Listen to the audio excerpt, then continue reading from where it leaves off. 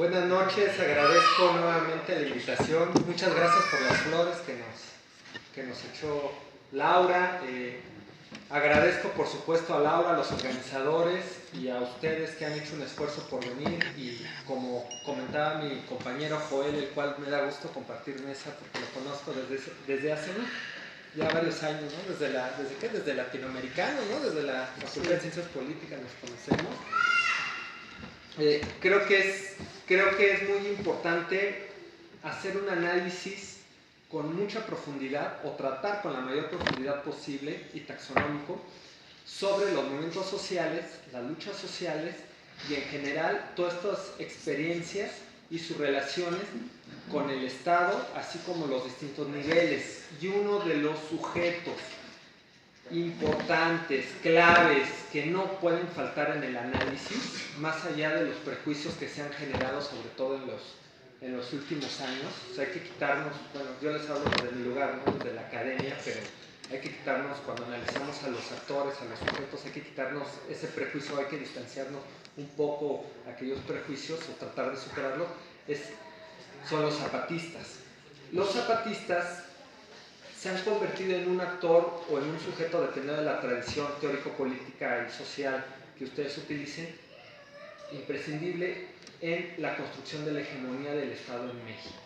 Aunque los zapatistas en su discurso usen e insistan en una postura antisistémica, eso en la realidad, en la lucha de fuerzas, en la construcción del Estado, no hace que no estén fuera. Están desde los márgenes, desde un lugar y desde una condición subalterna, marginal, por supuesto.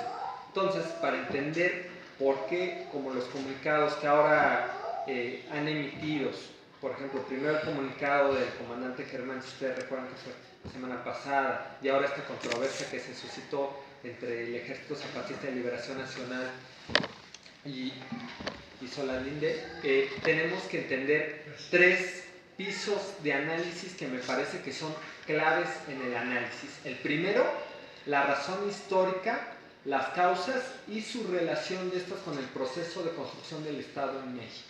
Ese es un primer piso que lo tenemos que entender y sobre todo explicar para tener claridad sobre por qué están teniendo también esta postura.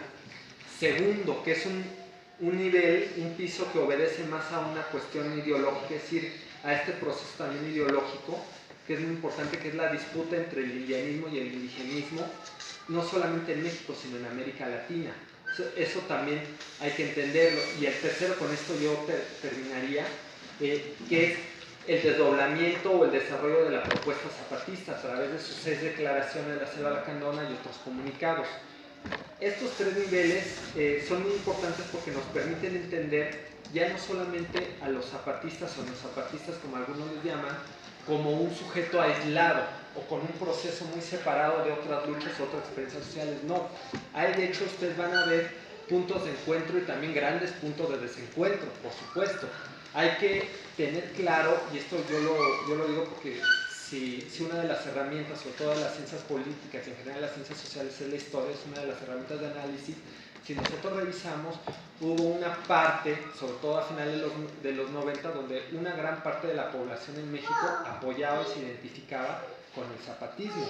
Parte de esa población también ahora votó y ha apoyado todo este proceso o intento, porque todavía no sabemos, sería muy responsable de mi parte afirmar si hay una transformación o no, eso sería muy responsable de mi parte, pero la expectativa que en general hay, según las estadísticas, según las encuestas, según el ambiente nacional, según un consenso generalizado en los debates, se tiene grandes expectativas sobre la victoria de López Obrador, y como ya se ha comentado y se ha insistido mucho, una gran parte de esos votantes, hay que tenerlo claro, lo hicieron por la sobrevivencia, como yo les comentaba la vez pasada, por la reconstrucción de ese Estado, utilizando dos metáforas, la metáfora de la teoría política de Leviatán. Nosotros, en México especialmente, también aquí hago una nota, también se puede aplicar a varios países de América Latina, pero me concentro en México. Aquí, las relaciones y aquellos lazos que nos vinculaban de manera comunitaria, colectiva, en términos de identidad y de nacionalidad, se han ido debilitando, especialmente por la cuestión del despojo. Y del despojo yo no nada me refiero a la cuestión material, a la cuestión de las relaciones económicas, sino también me refiero a aquellas relaciones que tienen que ver también con lo simbólico, con la memoria histórica, que tienen que ver también con los derechos obtenidos, con esos derechos ganados a pulso, producto de las luchas sociales durante el siglo XX. Entonces nosotros tenemos que tener estos elementos muy claros en el análisis. Entonces, de estar de un Leviatán, ahora lo que se espera es lo que Maquiavelo, que es más pobre de Nicolás Maquiavelo, que siempre, sobre todo la izquierda intelectual mexicana, tiene muchos prejuicios sobre Maquiavelo, pero en realidad Maquiavelo no era tampoco el tirano, el dictador que dicen. De hecho Gramsci nos alumbra mucho con su lectura de Maquiavelo, donde él lo lee, ahora sí que, como diría Benjamin, a contrapelo, de una manera muy distinta, ¿no? Por ejemplo, Gramsci dice, bueno, ¿qué tal si el Príncipe de Maquiavelo no es una guía para tomar el poder político? ¿Qué tal si en realidad lo que nos está diciendo Nicolás Maquiavelo es explicándole a las clases subalternas, a los de abajo, cómo se estructura y cómo funcionan las relaciones de poder político? Entonces lo que nosotros estamos viviendo es justamente la reconstrucción de ese príncipe, porque el príncipe mexicano, como diría Rena Ruth, al fin y al cabo es el Estado mexicano, y este Estado mexicano lo despojaron, y los principales que lo han despojado han sido los priistas, los panistas. Hay un libro de Príncipe de Nicolás Maquiavelo, qué chévere. Entonces nosotros tenemos que tener más claro. Si quieren, en la sesión de preguntas podemos profundizar más sobre este tema, pero esto lo menciono porque es para tener claridad sobre el proceso que estamos viviendo del Estado. Estamos viendo la manera en cómo recogemos toda esa violencia atravesada por el Leviatán, donde nos devolvieron a los mexicanos a nuestro estado de naturaleza, cómo se está tratando de reconstruir un Estado a partir de todas esas fragmentaciones, de toda esa profunda individualización, que además es atravesada por toda esa complejidad de las relaciones de racismo, de clasismo y todas otras formas, mecanismos y prácticas de exclusión. Entonces nosotros estamos primero en este contexto. Entonces no tiene ni 10 ni 15 años, o sea, ha sido durante décadas que se ha ido cada vez sumergiendo más y más el país. Además, si le sumamos que aquí viene la entrada en escena del zapatismo, le sumamos una historia de larga duración, como diría Braudel, le sumamos que es a partir de donde empiezan a contar su historia los zapatistas, o a partir de donde ellos, por lo menos en su discurso y en sus planteamientos, se están posicionando, que a partir de una razón histórica en la cual ellos basan primero el clasismo, acompañado por supuesto de racismo, y desde luego los procesos de despojo y de explotación que han surgido a partir de la colonización y de, según ellos, de todas esas distintas etapas en las cuales los supuestos gobiernos, para ellos supuestos gobiernos de las élites, de los grupos de poder mestizos, incluyendo hasta el de Juárez, Juárez, que fue una presidencia indígena, pero aquí hago una nota al pie. Hay un debate en América Latina sobre el uso de los términos indígena e indio, que cuando hable sobre el segundo punto lo voy a profundizar. Ahorita nada más hago la mención que hay una diferencia entre indio e indígena. Entonces, de toda esta serie de gobiernos, para los zapatistas han sido traiciones, inclusive ellos lo mencionan en la primera, en la segunda, y hay una parte todavía en la tercera y hasta en la cuarta declaración que lo van a mencionar, pues sobre todo en la primera declaración mencionan que dicen que han sido traidores a la patria. Y entonces esto es muy interesante porque nosotros empezamos a entender con qué lógica cuestionan los zapatistas, y no nos vamos solamente con un análisis superficial y prejuiciado solamente de algunas noticias, de algunos comentarios. Y aquí hago, todo es como el caso de Andrés Manuel López Obrador. Andrés Manuel López Obrador, si nosotros también nos fuéramos por los prejuicios o las noticias, créanme que también una gran parte de la población hubiera votado por él. En Andrés Manuel López Obrador se vieron otra serie de procesos que son necesarios o están siendo necesarios para que ya ni siquiera le estoy hablando de procesos de revolución o de transformación radical, estoy hablando de algo más importante y que es además, y lo digo en serio, muy preocupante, que es la sobrevivencia. Ustedes han visto series de los zombies, como las de The Walking Dead, Los Caminantes, las películas de Romero, pues eso, pero, ¿no está escuchando? ¿Sí escuchan allá atrás? ¿Sí? ¿Se escucha o estaba más bien? No, está bien, está ¿Sí? bien. Pégate un poquito más el... ¿Listo? ¿Ya? Bien. Ok. Entonces nosotros tenemos que entender esta lógica. Y entonces nosotros tenemos que conectar el proceso actual de construcción del Estado con el proceso y con toda esta razón histórica, la cual los zapatistas están fundiendo, están legitimando toda su movilización y toda su lucha. Ahora, ¿cuál es esta razón? Como les digo, es básicamente una cuestión estructural de relaciones que a partir de la colonización se reproducen, que son como, y que persisten además de manera muy predominante, que son el racismo, el clasismo, la explotación, sobre todo el despojo. Ahora, aquí hago una nota al pie. No quiere decir que los pueblos mexicas, que los pueblos indígenas no eran racistas. Por supuesto, está corroborado que también había racismo, desde luego, y también había clasismo, y no solamente aquí, sino también en otras partes como en el Imperio Inca.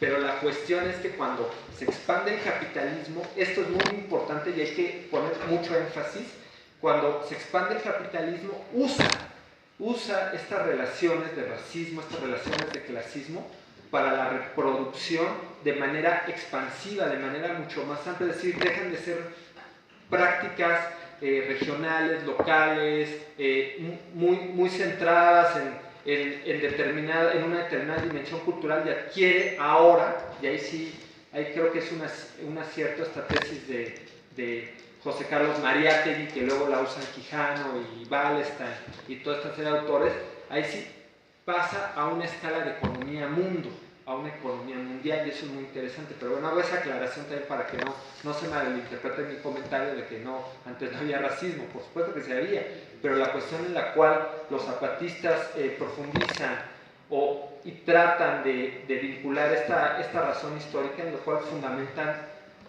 por lo menos en el discurso y en términos ideológicos y su estrategia, su lucha, es precisamente porque el indígena, a partir de entonces, ya no se convierte, a pesar que es una mayoría poblacional, se va convirtiendo cada vez menos en un sujeto político, es decir, su constitución política como sujeto en términos autónomos cada vez se va cerrando, se le van cerrando los caminos, y todo eso es una larga trayectoria con también sus contradicciones internas. Con esto, ojo, con esto tampoco es crear una imagen utópica, ni mucho menos una imagen pura del indígena. Por supuesto, es una construcción social, y también los pueblos indígenas y las distintas experiencias de lucha indígena en la construcción del Estado mexicano ha tenido grandes contradicciones. También ha habido posturas del movimiento indígena reaccionario, inclusive más conservador. Sobre todo pongo énfasis más conservador, en otros casos como el zapatismo, posturas más radicales. Entonces eso hay que matizarlo. Entonces tenemos por un lado este nivel, luego tenemos este otro segundo nivel, que es el del indigenismo y el indigenismo. Cuando yo les mencionaba que hay una diferencia entre el término indio e indígena, es porque aunque los dos son términos impuestos por los colonizadores, en la región andina, sobre todo en países como ahora Bolivia, ideólogos intelectuales como Fausto Reinaga, entre otros, empiezan a recuperar el término indio, porque dicen que si así, sobre todo en el imaginario cultural de los pueblos indígenas de los Andes, si así los dominaron, así se van a liberar, y porque indio, por un lado hay una autoapropiación y por otro una resignificación. Se distingue del término indígena porque el término indígena comenzó a ser usado mucho por las políticas estatales de los distintos gobiernos en América Latina durante el siglo XX, en la década de los 40, sobre todo en 1945, con un congreso que hubo, un congreso indigenista que hubo, entre otros congresos posteriores que hubo, que lo empezaron a utilizar más para neutralizar la carga de indio, porque indio también tiene una carga que identifica el problema de la exclusión de lo indígena como también un tema racista, es decir, de racismo. ¿Y qué es el racismo? El racismo, básicamente, entre otras definiciones, el racismo es una relación de poder impuesta a partir de la creencia de que hay un grupo, una élite o inclusive hasta, me atrevo a decirlo, en algunos casos una clase que se cree superior, que utiliza este discurso biológico genético de la existencia de razas puras y que hay también razas inferiores. Entonces, esto es muy importante entender porque el indigenismo en este caso es básicamente una ideología, una estrategia que ha sido usada por los estados en América Latina, pero también por las izquierdas en América Latina, en donde a partir del capital cultural, intelectual, ideológico de la sociedad mestiza, se define qué es lo que necesita el indígena, cuál es el proyecto del indígena. A ver, el indígena es pobre, es marginado, está excluido. Entonces, lo que necesita es una biblioteca, ¿sí? Eso es el indigenismo, sin preguntarle al indígena realmente cuáles son sus razones. Eso lo podemos discutir, pero eso es el indigenismo y hay muchos matices. Hay indigenismos más conservadores, hay indigenismos mucho más progresistas, hay indigenismos críticos, hay otros inclusive que no se dicen indigenistas, pero tienen posturas indigenistas. Ahora, el indianismo, eso le discute al indigenismo, justo, que el indígena no se piensa a sí mismo. Entonces el indianismo lo que propone es una postura anticolonial, es decir, que el indio no utilice ese capital cultural, intelectual, ideológico, y que desarrollen su propio proyecto, que es la idea de autogobierno. Ahora, pongo este marco porque el zapatismo a veces es muy complicado entenderlo sin este marco, porque entonces no entendemos por qué discuten, por ejemplo, por qué se ponen, sobre todo en este momento y en estos procesos en debates con proyectos, por ejemplo, como el López Obradorista, o cuando se está articulando sobre todo estas movilizaciones que surgen desde nosotros, una sociedad mestiza, que además también proyectos como los de López Obrador son legítimamente, por supuesto, y corresponden a las necesidades de nuestras sociedades, porque hay que partir que el caso del zapatismo, que además es sui generis, ellos por un lado plantean un proyecto indianista en términos de autogobierno, hay algunos elementos, pero por otro lado, los zapatistas no es un movimiento puramente indígena. También hay, si ustedes revisan su historia, si hacemos una revisión histórica de cómo se organiza, también hay una parte muy importante y además muy compleja de población mestiza, inclusive hasta alguna población blanca, y por supuesto también hay teólogos de la liberación, hay distintas corrientes, hay también distintas corrientes de izquierda, o sea, hay todo un gran conjunto muy complejo de distintas posturas que hacen que el zapatismo no sea solamente un movimiento indígena, sino sea un movimiento de alianza mestizo-indígena, pero que también tiene elementos de un proyecto indianista. Entonces, eso lo pone en una agenda muy distinta a la que actualmente sigue el país. Y eso también nos tiene que poner a pensar y a discutir muy bien, o sea, a entender cuál es este papel, cuál es el proceso y también cómo a ellos también les ha costado trabajo entender la construcción del propio Estado en México. Entonces, eso es por otra parte.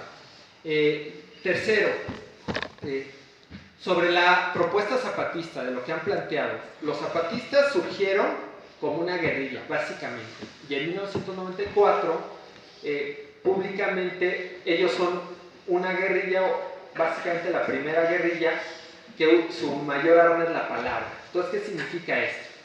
Que entre las propias filas del STLN, es decir, ser una organización vertical, totalmente vertical, porque es un ejército. O sea, no estamos hablando de una organización civil, no estamos hablando de partidos políticos, que hay hasta en teoría, dimensiones organizativas que se pueden discutir o que no son tan verticales en ese sentido, pero estamos hablando de un ejército es vertical, sea el ejército más revolucionario del mundo, es vertical, porque es una organización militar. Entonces estamos hablando de que el STLN surgen así, y entonces resulta que las necesidades de la propia lucha y de su propia experiencia lo van exigiendo ir cada vez más dejando las armas, ir cada vez más orientándose a la disputa en una dimensión o en el campo de la palabra. Es decir, ellos empiezan, si ustedes revisan la primera declaración, de la primera declaración a la cuarta declaración de la Selva Lacandona, ven un cambio muy importante en su propuesta, es decir, tienden a una democratización, es decir, ellos se van democratizando internamente también, y hay fisuras, hay luchas, hay también debates entre ellos, o sea, no es nada más el zapatismo, sino se va haciendo cada vez un movimiento, una experiencia movilizatoria muy compleja, donde hay una dimensión del STLN, Ejército Zapatista de Liberación Nacional, que es una dimensión vertical organizativa, pero también se están organizando las bases de apoyo, las comunidades indígenas que tienen también otro tipo de relación entre ellos, pues no son militares, ellos no están armados, ellos se están organizando de otra manera. También está la sociedad civil nacional, pro-zapatista, también está la sociedad civil internacional, también si nosotros todavía hacemos cortes más profundos y taxonómicos, vemos que en esta organización del zapatismo, esta experiencia, por ejemplo, vemos las juntas de buen gobierno, vemos los caracoles, o sea, lo que le estoy diciendo es que hay una compleja y una amplia dimensión que ellos a lo largo de estos años han construido y que a ellos, sobre todo, han pensado su proyecto a nivel nacional a partir de lo local y lo regional. Eso tiene pros y sus contras. Un pro es que los hace ver, por ejemplo, cuestiones profundas como el tema del racismo, el lugar que ocupa el indígena en la sociedad mexicana, inclusive hasta dentro de la propia izquierda mexicana, eso por un lado, pero también hay contras. ¿Y cuáles son esos contras en esta perspectiva? Que también dejan de lado una serie de procesos como el que actualmente estamos viviendo, que son procesos también muy densos, que tienen una espesura en donde todavía no se ve de manera clara cómo se están articulando los actores, pero eso sí, hay una especulación y la tendencia, por lo menos lo que han salido en las noticias, como las declaraciones que ha hecho Andrés Manuel López Obrador, Cloutier, entre otros personajes de su equipo, es que la tendencia es que lo que tratan de reconstruir son esos pedacitos que dejó el priismo, que dejaron esos 71 años del priismo, el panismo, y lo están tratando de reconstruir. Entonces, aquí viene otra discusión, la estrategia. Y mi pregunta es, ¿hasta dónde la estrategia zapatista ha podido convocar a las colectividades mexicanas o al pueblo de México para la transformación? Y una segunda pregunta, en verdad el sujeto zapatista, ese que se ha postulado en las 6 declaraciones en la Selva Lacandona, ¿ha llegado a un alcance nacional? Son preguntas que también tienen matices, que hay que discutirlas. Yo los invito mucho a tener siempre aristas en las posturas y sobre todo para discutir y debatir. Ahora, eso es con respecto al segundo nivel y este tercer nivel. En este tercer nivel, como yo les decía también, cada vez la propuesta se va democratizando y llegan de la primera a la cuarta, llegan a una propuesta que se llamó Frente Zapatista de Liberación Nacional. En esta se intentó organizar la sociedad civil. No ha sido el primer ni el último intento que han tenido los zapatistas. En este Frente Zapatista de Liberación Nacional, uno de los obstáculos que se enfrentaron los zapatistas fue justamente que los partidos políticos, incluyendo el PRD, incluyendo una foto que ustedes seguramente han de haber visto en las redes sociales, donde está el entonces Marcos, o cuando era la botarga de Marcos, y está Cárdenas, y está AMLO, ellos fueron a Chiapas, ellos estaban con el movimiento también zapatista, pero la cuestión, lo que pusieron al debate los zapatistas, y esa es la postura, ojo, yo aclaro, no es la mía, es la de los zapatistas, y eso hay que entenderlo, es que los partidos políticos, su lógica es realmente el presupuesto y los tiempos electorales, y no pasan más allá de eso. Ahí viene otra pregunta. En el momento, en el proceso que estamos viviendo, ¿será posible, por lo menos esas son nuestras expectativas, que todo hasta donde se ha llegado se pueda sobrepasar eso? Bueno, eso es una pregunta que además yo los provoco, que se abra a debate, a reflexión, porque además yo trato de provocarlos a la reflexión y al debate. Recuerden, ninguno de nosotros tiene la verdad absoluta, ¿no? Imagínense, uno no podría dormir con la verdad absoluta ni con la razón. Qué horror, ¿no? Tener esa carga en la vida, qué horror.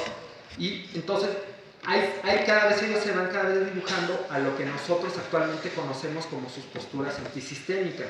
A ellos a qué le llaman su postura antisistémica, que además en la 6ª declaración de la Selva Lacandona ellos la definen muy bien como con el eslogan abajo y a la izquierda, ¿Y qué significa eso? Su postura antisistémica es organizarse sin los partidos políticos, por lo menos en este modelo partido político electoral, no organizarse con estas instituciones y entidades que representan el gobierno priista, panista, es decir, que han ido fundando toda esta tradición panista, estas instituciones, que ahí nos metemos a un gran debate, por supuesto, y también esta cuestión incluye la forma de hacer política, porque aquí hay algo que en México no se puede negar, y si lo analizamos es que todos, sin excepción, estamos atravesados por el clientelismo, el corporativismo, el racismo y el clasismo. Entonces los zapatistas han puesto esa tarea de plantear esta propuesta antisistémica en contra de eso, además de ir en contra de aquella izquierda, sobre todo ellos refiriéndose mucho al PRD, o lo que era ya el PRD casi, el PRD, que fue esa izquierda que le hizo en gran medida el juego al sistema, entre ellos al PRI. Y aquí viene algo que a todos nos causa mucha controversia, por supuesto yo lo entiendo, pero recuerden, estoy hablando también de lo que hicieron los zapatistas, pero también esto último es un hecho. O sea, también hubo una gran parte de la izquierda en México que se asimiló al sistema por diversas razones. Yo no las estoy juzgando si es bueno o es malo, pero eso sí es un hecho. Y que justamente también parte, ustedes ven, por ejemplo, López Obrador cuando tiene la ruptura con el PRD, estoy hablando de historia de México reciente. Justo una de las rupturas es por eso, con estos grupos, los chuchos. Por eso, porque dice, yo no quiero ser como estos corruptos. Sí, estoy hablando de hechos. Yo no estoy, inclusive ustedes, yo les recomiendo mucho que vean en YouTube un encuentro que tuvo con Ceballos, con el panista, que es muy interesante, cómo López Obrador, ahí no tiene ninguna mesura a López Obrador y lo acusa de corrupto a Ceballos, a este panista, pero así, y Ceballos agresivo, ni siquiera le quiere dar sí le da la mano, como la mano, pero muy violento, muy agresivo, inclusive se le quería dar golpes a AMLO, y AMLO básicamente le saca todo y dice, mira, toda la corrupción, todo lo que han invertido han invertido lo público no en lo público, sino lo público en lo privado. Entonces, nosotros tenemos que entender toda esta complejidad y todos estos matices. Ahora, estos tres niveles de entender este papel que juega el zapatismo, ¿cuál es lo que yo creo que falta una pieza y que se tiene que ir recomponiendo para la construcción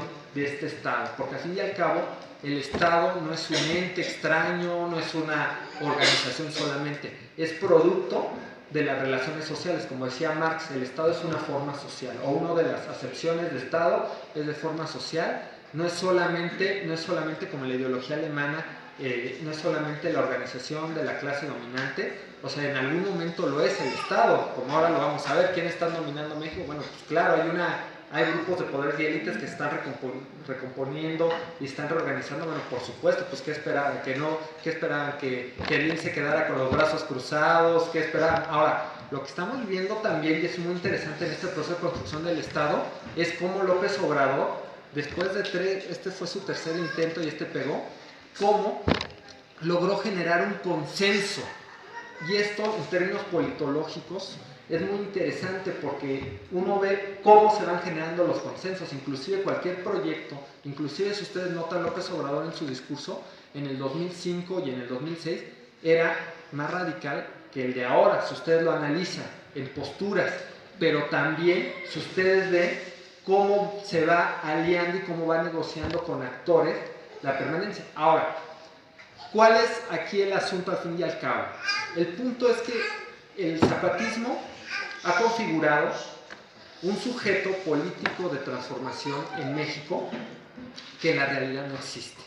Esa es una realidad. Ahora, los zapatistas le han apostado a ese sujeto, sobre todo con la base de la ética, la moral, romper con el clientelismo, con el racismo, con una serie de principios y valores que yo les decía, ¿sí? Y eso en términos personales yo creo que es uno de los puntos más valiosos del zapatismo que hay que recuperar, porque también nos da un horizonte ideológico. Tampoco podemos ser tan pragmáticos, ¿sí?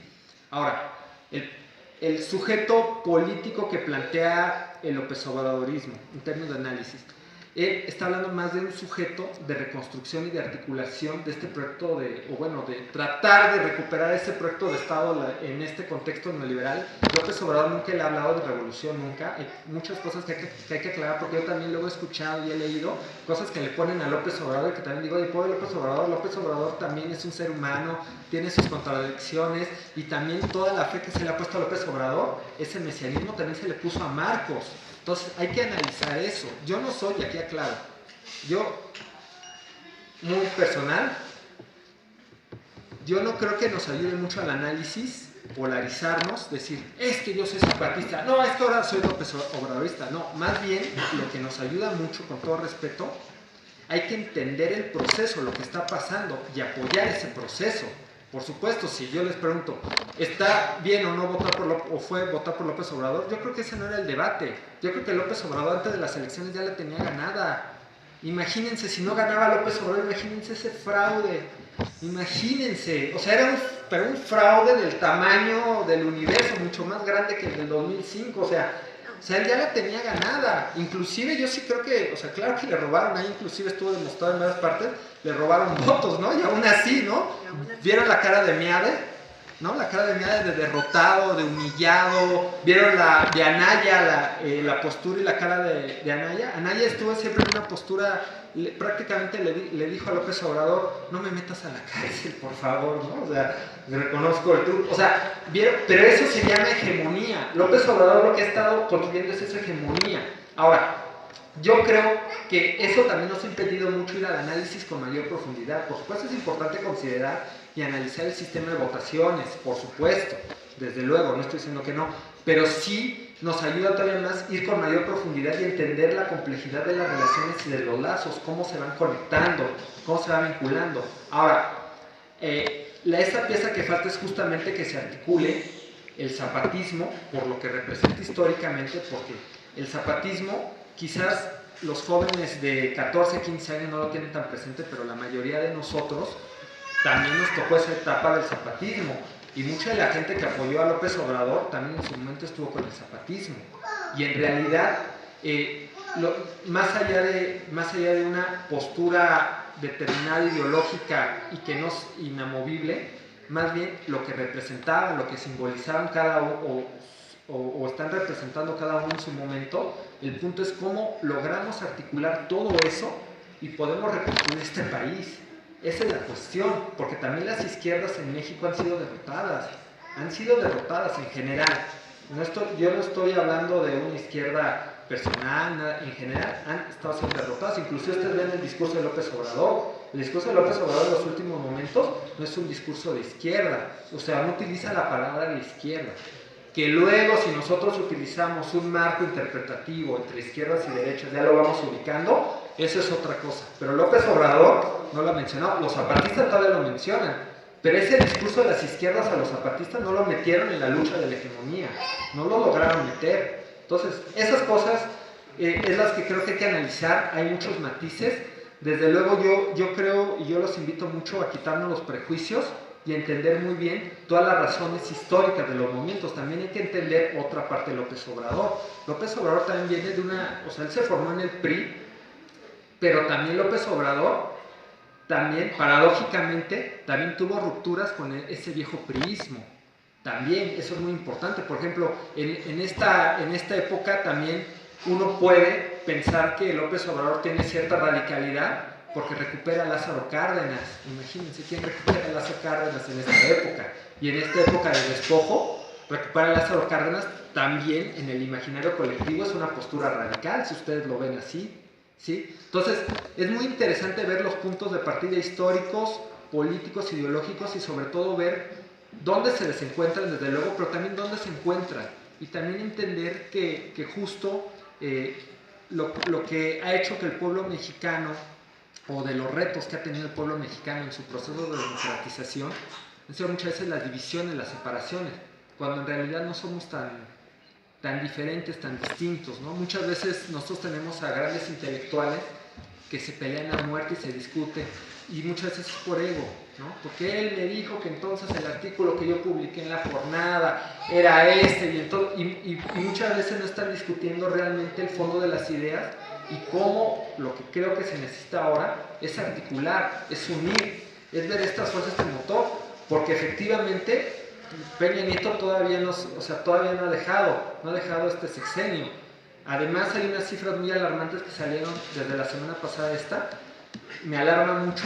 México es uno de los países de América Latina con mayor egresados de posgrados. No solamente estamos hablando de mexicanos que estudian el posgrado, sino también estamos hablando de extranjeros que vienen aquí a estudiar su posgrado, que es de mayor egresados, pero también es de los que mayor desempleo hay. Compañeros, colegas, de todas las áreas estoy hablando, no nada más de ciencias sociales y humanidades, colegas con el grado de maestría y doctorado, desempleados y en condiciones precarias. Imagínense en qué país vivimos. Entonces, también eso es lo que creo que hay que discutir también en estas condiciones, cómo se han ido cambiando y cómo también pensar en la gran diversidad de sujetos y de procesos que constituyen estos sujetos políticos en las distintas partes del país. Por supuesto, el indígena hay que pensarlo no nada más en Chiapas, en Oaxaca, hay que pensar también en el indígena de las ciudades, también en el indígena que niega ser indígena para que no lo excluyan, ¿no? O sea, hay una serie de procesos muy interesantes y de matices complejos. Pero bueno, creo que ya me extendí mucho y yo les agradezco. Bueno, muchas gracias.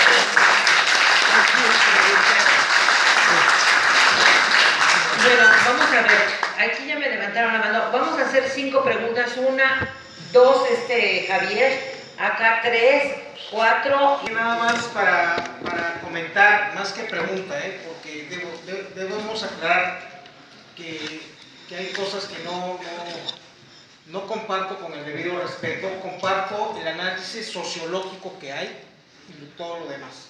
Bueno,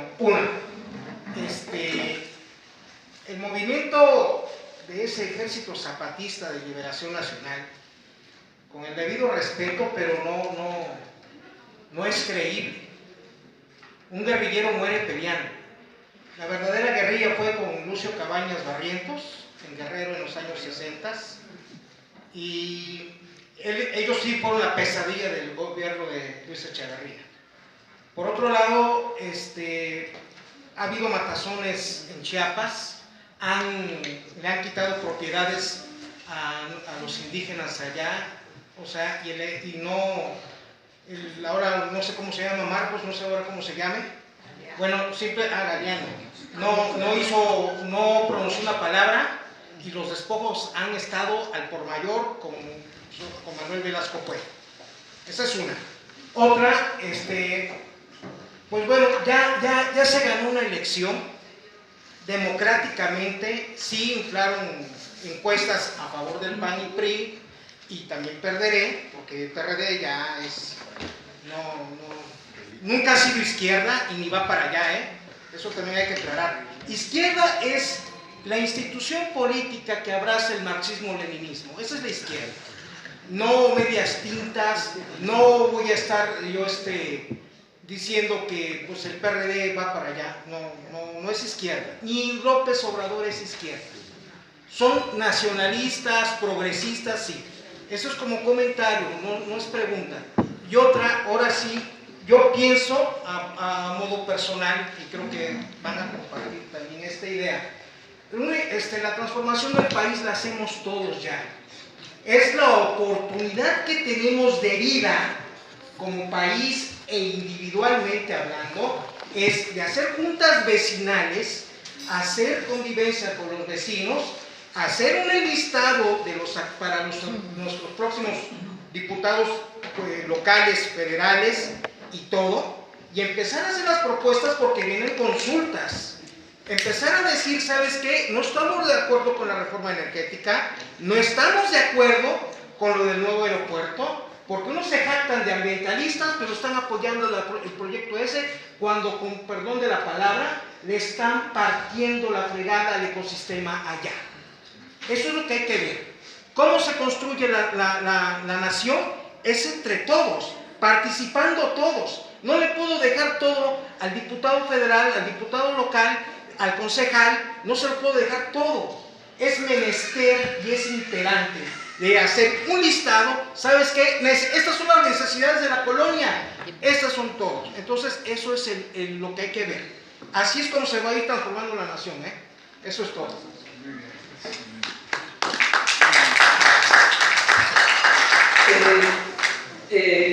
Yo hasta ayer consideraba que los jóvenes habían dado la sorpresa y que habían inclinado la balanza en la elección. Realmente ahora he cambiado un poquito la expresión, no sé si me ayuden a resolver esto, porque incluso hoy salió la estadística de que en Sonora, de los 21 distritos en disputa, se ganaron 20 por parte de Andrés Manuel. Entonces, pues ahí ni hay tantos jóvenes, ni hay tantos universitarios, ni tienen tanto posgrado.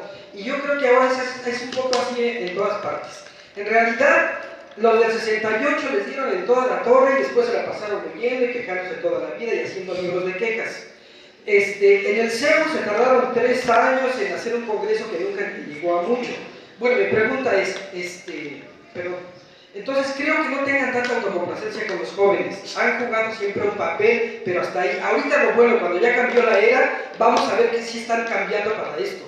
Ayer lo comenté, aquí está un compañero que estaba ahí presente, de que nada más tenemos 3 años para hacer algo relevante, porque si no, siempre la izquierda empieza al tercer año a perder todos los espacios que gana. Entonces, vamos viendo qué pasa en la Suprema Corte, con los fideicomisos, con las playas privadas, que ahora ya se volvieron privadas, todas esas cosas que en realidad siempre, todas las cuestiones estudiantiles son una burbuja, porque en realidad la vida está afuera. Cuando se rompe de ahí, todos terminan en el sistema y en la derecha, todos. Y otra cosa que hay que ver, tampoco es un santo Andrés Manuel. ¿Quién le entregó la corona a los chuchos? Fue Encinas. Fue Encinas, allí en ese cine de la Luciano Carranza, que dijo, a ver los chuchos, yo me retiro y aquí está, le pongo la corona a los chuchos. Hace como 10, 8 años, y de ahí les quedaron todo. ¿Qué dijo Andrés Manuel? Él dijo, a ver compañeros, yo no soy un presidente de oficina, cuando fue presidente del partido. Dijo él, a mí, yo soy un presidente itinerante, y a mí nunca me van a ver aquí, y le entregó la oficina a los chuchos y el dinero. Y entonces en ese tiempo la Secretaría General del Partido firmaba los cheques. Entonces yo digo, todo lo tenemos que cuidar, porque si no el sueño nos va a durar 3 años. 3 años.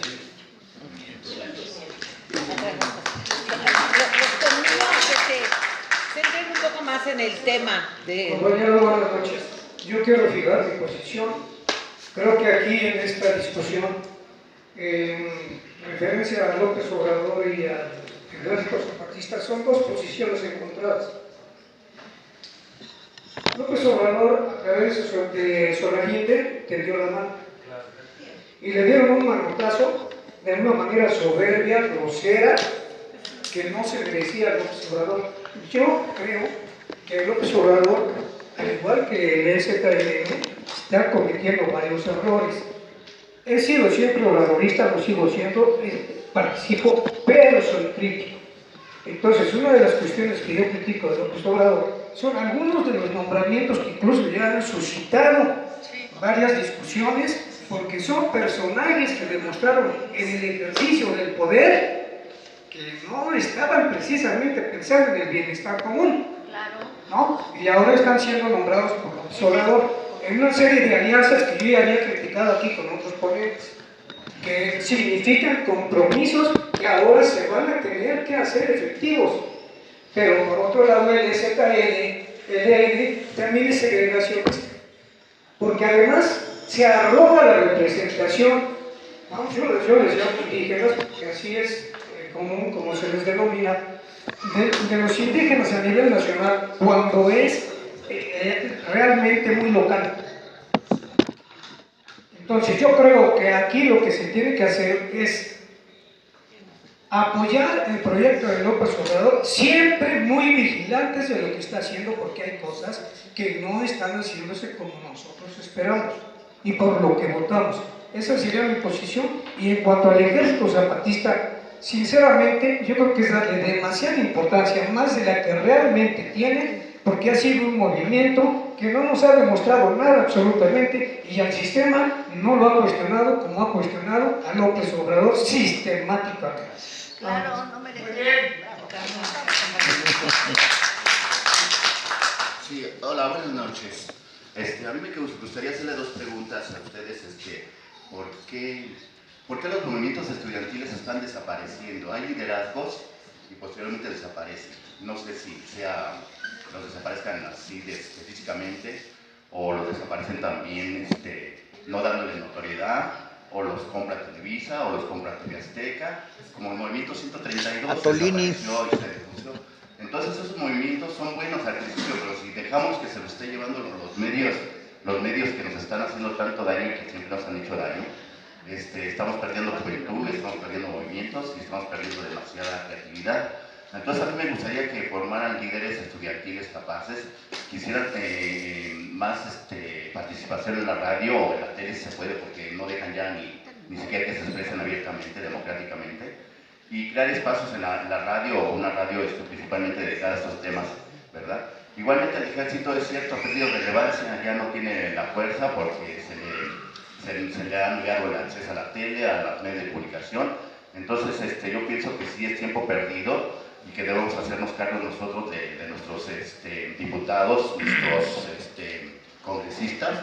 Y como dijo el joven, en efecto, tenemos que cuidar a nuestros diputados, a todas nuestras personas, todo lo que está en nuestro lugar, estar comunicados y por supuesto darnos más informes. Espero que la juventud se organice más, porque realmente están deshaciendo todos los grupos que se forman. Y si no es Televisa es el gobierno, y si no es el gobierno es el periodista, a los periodistas también, que no les dan los espacios y no les dan tampoco las conversaciones debidas. Esas serían mis dudas. Y sí, otra cosa, por último, ¿cuál es la principal discrepancia entre Solalinde y el ejército? ¿Cuál es la principal forma? ¿Por qué no se entendieron? Gracias.